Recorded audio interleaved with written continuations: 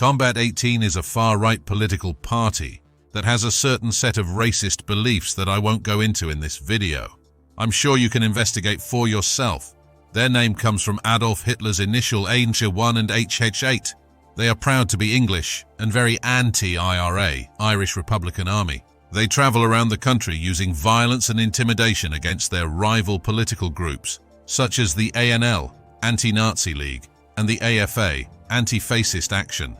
Their support is mainly made up from white males that they recruit, usually at football grounds, as that's where you will find most of your recruitment targets, young white males. In 1995, Ireland played England in a match in Dublin and gives the organisation a chance to embarrass the government's recent Anglo-Irish peace process, which they see as a capitulation to the IRA. On this momentous occasion, they meet up with like-minded groups such as the BNP, British National Party, and wreak havoc at the match. Dozens were injured and 40 arrested. We let Michael tell his story. I joined Combat 18 after being given a leaflet at a Leeds match a few years ago now. I was affected straight away, as I felt the organisation spoke to me personally. I had had many of the same thoughts throughout my youth, and as a young man I felt disenfranchised with uncontrolled immigration and capitulation to the IRA and the likes. White people in this country were and still are treated as second-class citizens, yet anyone who hates England and its colonial past is treated like a hero. I'm not a racist and have had a few black and Asian friends in my past. However, an England fan and patriot I most certainly am, so a trip to Dublin was definitely my cup of tea. Ireland was managed by Jack Charlton, legend from the England World Cup squad of 1966, and largely considered by far-right groups as a traitor to England for supporting the Irish cause by becoming their manager. The Irish team was made up of mostly English-born players, whose grandparents once visited Ireland or some nonsense. Anyway, traitors to us.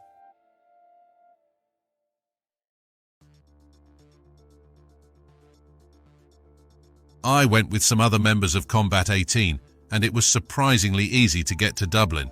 We were very careful about who we told because once the old Bill got wind, we would have been prevented from going, even arrested.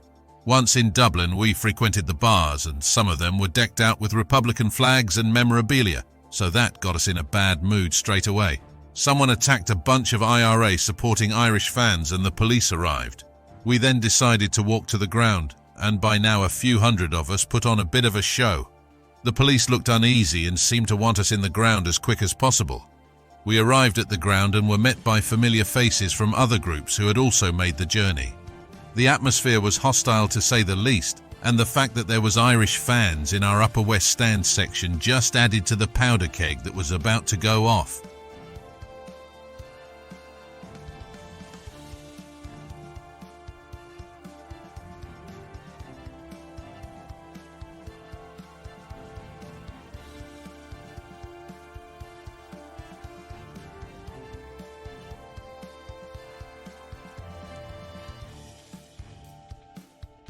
As kickoff get closer, the shouts started.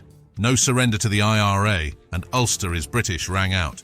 The Irish fans left. We got more and more animated and some BNP supporters began chucking things onto the fans in the stands below us. The police just looked on clueless as to how to stop us. We had completely taken over that section of the ground. Now we weren't just causing a commotion. It seemed very possible we could get this match abandoned. Just what we wanted. A show of how we felt about Ireland. When they played the Irish anthem, some of our lots started the Sieg Heil and other songs. Then English-born David Kelly scored for Ireland, and all hell broke loose. People started chucking seats on those below, and fighting started in the stands below, which spilled onto the pitch. Normal England fans were now being targeted by the police, who just see England fans. Riot police arrived, so we armed ourselves in case they came into our section. But they just lined the pitch right below us. Then came the announcement that the game had indeed been abandoned. It was exhilarating to know that we had made our point. The government can make as many deals and concessions to the Irish as they want, but it doesn't mean the average England fan agrees to it. This island nation tends not to agree with capitulations to terrorists. The ground was cleared, and we were eventually let out and escorted to the ferry port, abusing police and Irish along the way.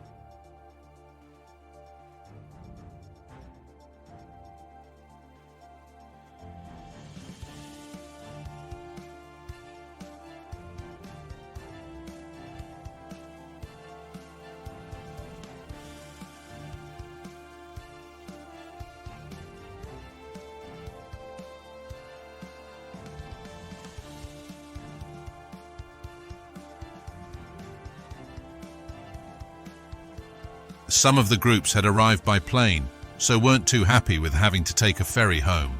But when they complained, they were beaten with truncheons by the heavy-handed police. So in the end, we all got on the ferry.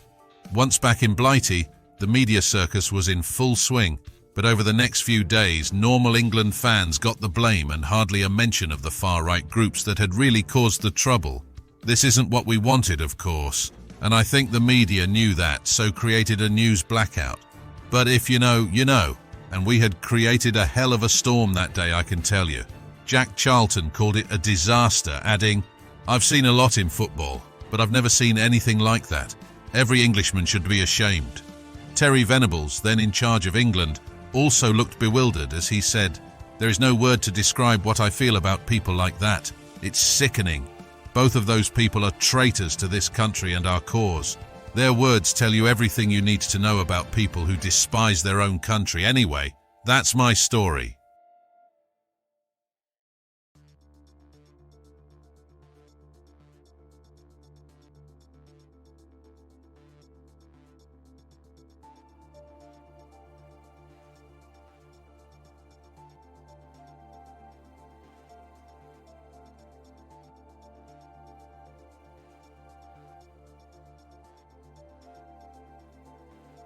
Kieran told us a story his dad told him about the night's events. He said it was a bad situation, starting off as the group of Brits rioting was larger than the Garda presence, and they had to stand at the fringes. When numbers arrived, he said that initially they were restrained until only the hardcore were left, and then whoever was still there got the living shit beaten out of them, like, "Don't kill anyone, but make sure they remember the beating for the rest of their lives" type shit. Didn't relent until they were in cells or on boats. My favourite part of the story is, for weeks after the Garda who were there were apparently stiff and sore from belting lads. He quoted someone there as saying it's like not playing hurling for 5 years and then finding yourself starting in a county final. I was kind proud of the Garda that day, I must admit. Belting any English is good, but these type is even better. I was so proud I became one and still am to this day. We thank Michael and Kieran for their stories. It's clear that the BMP and Combat 18 achieved their objective of causing mayhem and the match to be abandoned, but what's not so clear is whether any of this affected the Anglo-Irish peace process. I doubt it personally. Anyway, thanks for watching, and please comment, like and subscribe, as it helps you get notifications of future videos and really helps our channel grow.